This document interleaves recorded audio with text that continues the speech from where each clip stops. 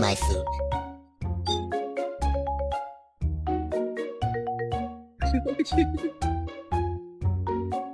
Izzy, are you stuck?